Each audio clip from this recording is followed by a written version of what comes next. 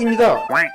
예, 안녕하세요. 예, 지난밤에 애플 스페셜 이벤트가 뉴욕에서 있었죠. 예, 그래서 저도 이제 생방송으로 스페셜 이벤트를 보면서 같이 저도 방송을 했었는데, 그 과정에서 제가 좀 서투르다 보니까 많은 내용을 같이 공유를 못 드린 것 같아요. 그래서 제가 이제 이번에 또 키노트를 보면서 좀 요약을 했습니다. 예, 요거 보시고 지난밤에 있었던 키노트 내용을 전반적으로 한번 보시는 것도 좋을 것 같습니다.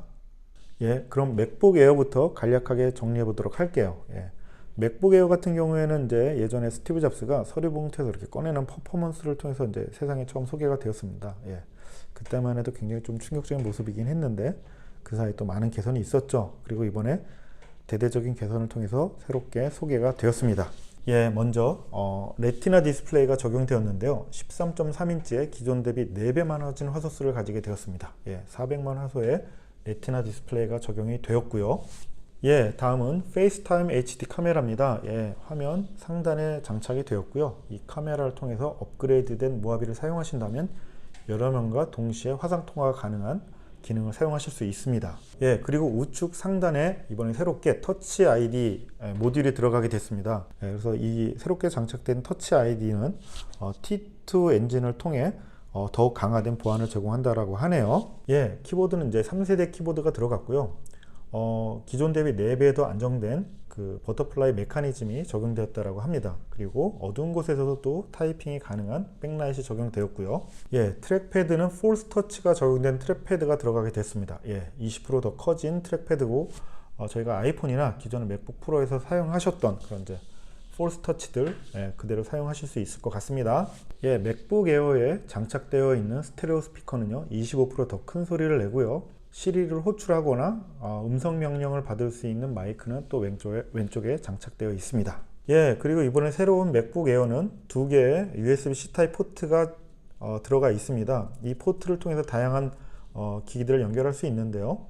예, 먼저 썬더볼트 3 하드를 연결할 수 있고요. 5K 모니터 연결 가능하고요. 예, 그리고 외장 GPU, 이 GPU를 장착해서 좀 더 향상된 그래픽을 제공받을 수 있습니다. 예, 그리고 이번 맥북 에어는요 8세대 인텔 듀오코어 i5 칩이 들어가고요. CPU 칩이 들어가고 메모리는 16기가까지 확장이 가능합니다. 그리고 하드는 1.5테라까지 확장 가능한 SSD 60% 이상 빨라졌다고 하네요. SSD가 들어가게 되었습니다. 예, 배터리는 12시간 동안 웹서핑이 가능하고요. 13시간 동안 영화를 볼 수 있다고 하네요. 뭐 이 시간은 애플에서 기준한 시간이고요. 실제 사용에 따라 이 시간 더 줄어들 수도 있습니다. 예, 이번에 새롭게 바뀐 맥북 에어는요 기존 대비 17% 더 작아졌고요. 그리고 기존 대비 10% 더 얇아졌습니다. 15.6mm네요. 예, 제일 두꺼운 부분이. 그리고 무게는 2.75파운드로 약 1.2kg 정도 됩니다. 맥북 에어 기본 사양인 것 같은데요. 8기가 메모리 장착하고요. 1.6GHz의 CPU와 128GB SSD를 장착한 맥북 에어 1199불부터 시작한다라고 합니다. 예, 맥북 에어는 여기까지고요. 예, 이번에는 맥미니인데요. 예, 맥미니 같은 경우에는 이제 한동안 꽤 오랜 기간 동안 개선된 제품이 나오진 않았죠. 그래서 많은 분들이 이 맥미니에 대한 기대가 꽤 컸던 걸로 제가 봤었는데 이번에 반갑게도 맥미니의 개선된 버전이 출시가 드디어 됐습니다. 예, 맥미니에 대해서 살펴볼게요. 예, 먼저 프로세서인데요. 프로세서 같은 경우에는 이제 저사양에는 쿼드코어가 들어가고요.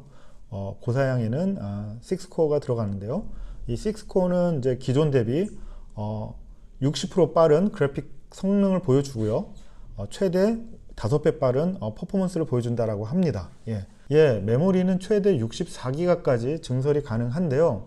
제가 요 화면을 보니까는요, 아래쪽 뚜껑을 따면 자가로 메모리 증설이 가능할 것 같습니다. 근데 다만 이렇게 이제 아래쪽 그 뚜껑을 따게 되면 보증받는 워런티가 깨질 가능성이 있죠. 예, 아마 분명히 이제 워런티가 깨질 것 같습니다. 이 부분은. 예, 하드는 기본적으로 2테라까지 증설이 가능하고요. SSD로 모든 모델 SSD로 장착이 되는 것 같습니다. 예, 맥미니도 기본적으로 애플 T2 보안 칩이 장착이 되어 있고요.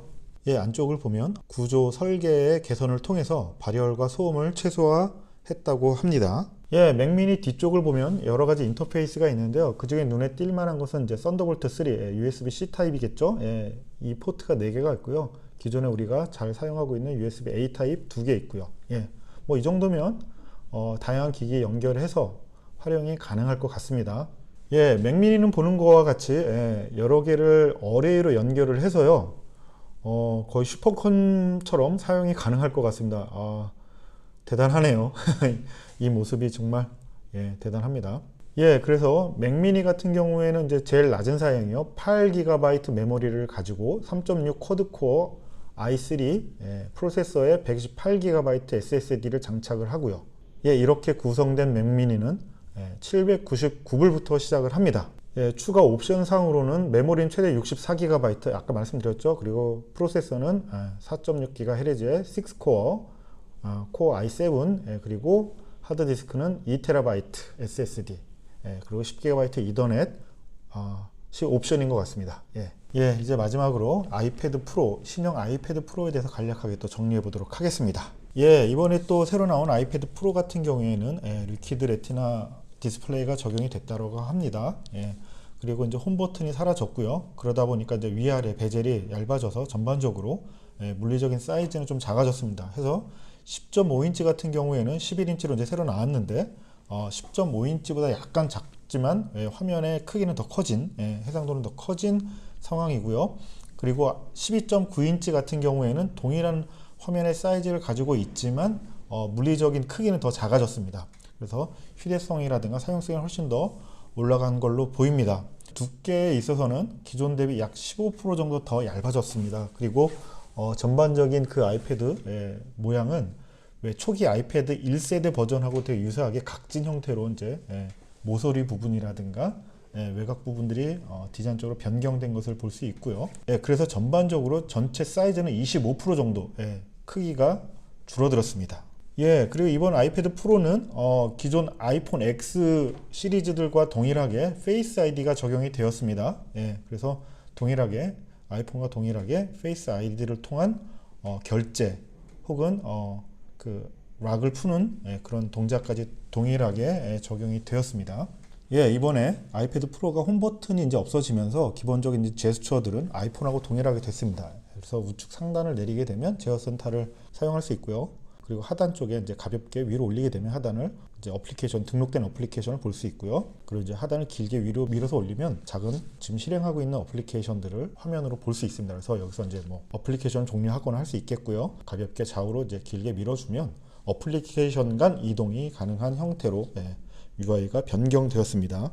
예, 이번 아이패드 프로에는 A12X 바이오닉 칩이 들어갔는데요. 이 바이오닉 칩을 통해서 그 싱글 코어 작동 시에는 35% 이상의 그 속도 향상이 있고 멀티코어로 그 작동 시에는 90% 이상의 속도 향상이 있다고 합니다. 배터리는 일상생활 사용 시에 하루 종일 사용이 가능하다고 하고요. 메모리는 기본적으로 최대 1TB까지 장착이 가능하다고 하네요. 그리고 이번 아이패드 프로 같은 경우에는 기본적인 그 충전 포트, 연결 포트가 USB-C 타입이라 뭐 보시는 것처럼 아이폰은 충전도 가능하네요. 그리고 다양한 USB-C 타입 그 기기들에 연결해서 사용이 가능합니다. 이번에 애플 펜슬 같은 경우에도 2세대 버전으로 새롭게 리뉴얼돼서 나왔고요. 아이패드 측면에다가 붙이게 되면 자동으로 페어링이 되고요. 무선으로 충전이 또 가능합니다. 그리고 기본적인 동작으로는 아이패드의 펜 끝을 대는 것만으로도 아이패드가 켜지고요. 펜슬을 두 번 터치를 하게 되면 이제 기능 전환이 가능하다고 하네요. 이번에 또 추가로 크기가 바뀜으로 인해서 아이패드 프로에 들어가는 스마트 키보드 폴리오가 새롭게 또 디자인돼서 나왔네요. 이렇게 완전히 리디자인된 아이패드 프로 11인치는 64기가서부터 시작하고요. 최대 1TB까지 확장이 가능합니다. 가격은 이제 시작가가 $799서부터 그리고 아이패드 프로 12.9인치 같은 경우에는 64기가서부터 동일하게 1TB까지 확장이 가능하고요. 시작가는 $999부터 시작을 합니다. 그리고 기존의 아이패드 프로 10.5인치의 화면을 가지고 있는 아이패드 프로는 $649서부터 구입이 가능해서 전반적으로는 649달러, 799달러, 999달러로 이렇게 각각 아이패드 프로를 구입할 수 있겠네요. 예, 이렇게 해서 지난밤에 있었던 애플 스페셜 이벤트를 통해서 나왔던 맥북 에어, 그리고 맥 미니, 아이패드 프로 11인치, 12.9인치에 대해서 요약을 해드렸습니다. 이 제품들 이제 공홈에 올라와 있는 한화 가격을 보니까 상당히 비싸네요. 사실 저는 이제 아이패드 프로를 좀 보고는 있었는데 제가 생각했던 것보다 가격이 너무 많이 올라가서 좀 고민이 큽니다. 뭐 지금 제 영상을 보고 애플 제품, 이번에 새로 나온 신제품에 관심이 많은 분들도 뭐 비슷한 생각을 좀 하실 거는 같은데요.